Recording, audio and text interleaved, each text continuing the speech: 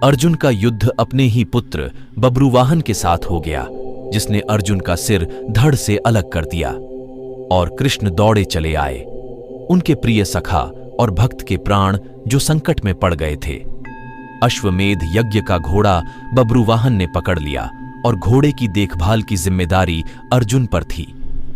बब्रुवाहन ने अपनी मां चित्रांगदा को वचन दिया था कि मैं अर्जुन को युद्ध में परास्त करूंगा, क्योंकि अर्जुन चित्रांगदा से विवाह करने के बाद लौटकर नहीं आया था और इसी बीच चित्रांगदा ने बब्रुवाहन को जन्म दिया था। चित्रांगदा अर्जुन से नाराज थी और उसने अपने पुत्र को यह तो कह दिया था कि तुमने अर्जुन को परास्त करना है, लेकिन यह नहीं बताया था कि अर्जुन ही तुम्हारा पिता है। और बब्रुवाहन मन में अर्जुन को परास्त करने का संकल्प लिए ही बड़ा हुआ। शस्त्र विद्या सीखी, कामाख्या देवी से दिव्य बाण भी प्राप्त किया अर्जुन के वध के लिए। और अब बब्रुवाहन ने अश्वमेध के अश्व को पकड़ लिया तो अर्जुन से युद्ध अश्वयंभावी हो गया। भीम को बब्रुवाहन ने मूर्छित कर दिया और फिर अर्जुन और बब्रुवाहन का भीषण संग्राम हुआ। अर्जुन को परास्त कर पाना जब असंभव लगा तो बब्रुवाहन ने कामाख्या देवी से प्राप्त हुए दिव्य बाण का उपयोग कर अर्जुन का सिर धड़ से अलग कर दिया। श्री कृष्ण को पता था कि क्या होने वाला है और जो कृष्ण को पता था वही हो गया। वे द्वारिका से भागे भागे चले आए। दाऊ को कह दिया, देर हो गई तो बहुत देर हो जाएगी, मैं जा रहा हूं। कुंती विलाप करने लगी, भाई विलाप करने लगे।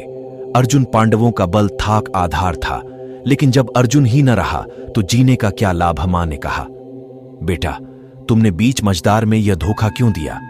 मां बच्चों के कंधों पर इस संसार से जाती है और तुम मुझसे पहले ही चले गए। यह हुआ कैसे? यह हुआ क्यों? जिसके सखा श्री कृष्ण हो, जिसके सारथी श्री कृष्ण हो, वह यों निष्प्राण धरती पर नहीं लेट सकता। पर यह हो कैसे गया? देवी गंगा आई, कुंती को कहा, रोने से क्या फायदा, अर्जुन को उसके कर्म का फल मिला है। जानती हो अर्जुन ने मेरे पुत्र भीष्म का वध किया था धोखे से। वह तो अर्जुन को अपना पुत्र मानता था, पुत्र का ही प्यार देता था, लेकिन अर्जुन ने शिखंडी की आड़ लेकर मेरे पुत्र को बाणों की शैया पर सुला दिया था। क्यों? भीष्म ने तो अपने हथियार नीचे रख दिए थे। वह शिखंडी पर बाण नहीं चला सकता था, वह प्रतिज्ञाबद्ध था। लेकिन अर्जुन ने तब भी मेरे पुत्र की छाती को बाणों से छलनी किया।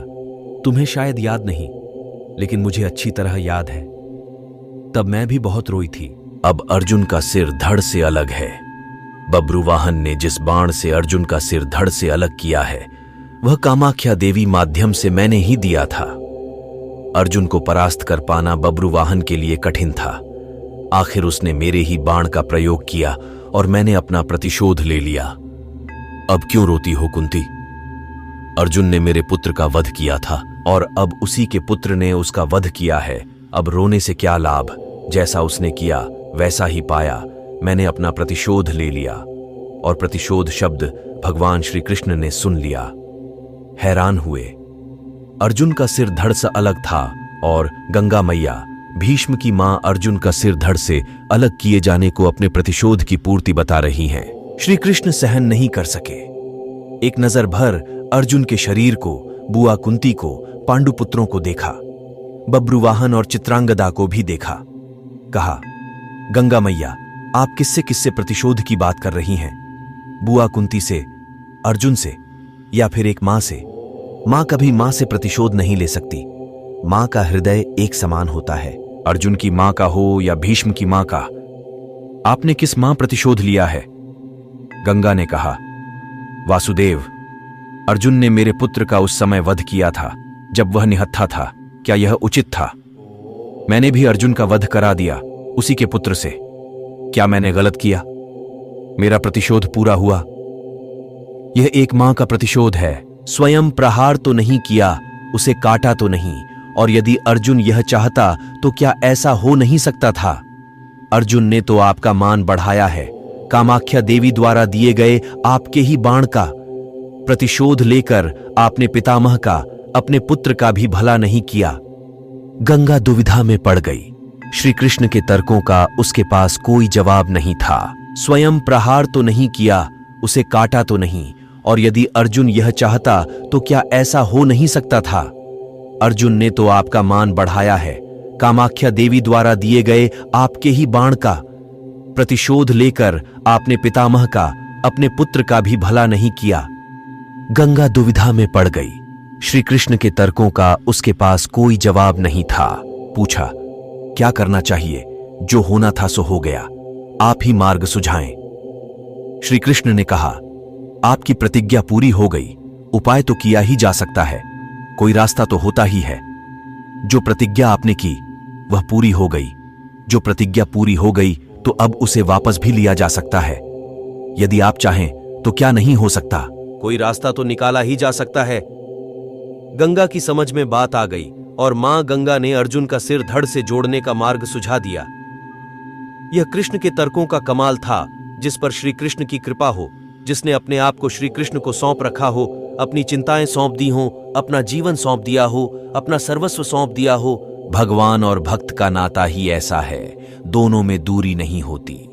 और जब भक्त के प्राण संकट में हों तो भगवान चुप नहीं बैठ सकते। अर्जुन का सारा भाव हो और कृष्ण दूर रहे, यह हो ही नहीं सकता। याद रखें, जिसे श्री कृष्ण मारना चाहे कोई बचा नहीं सकता, और जिसे वह बचाना चाहे उसे कोई मार नहीं सकता। अर्जुन और श्री कृष्ण हैं ही एक, नर और नारायण।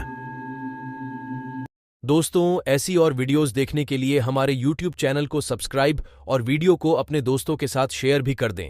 हमारे YouTube चैनल पर पुनः पधारें। हमें आपका इंतजार रहेगा।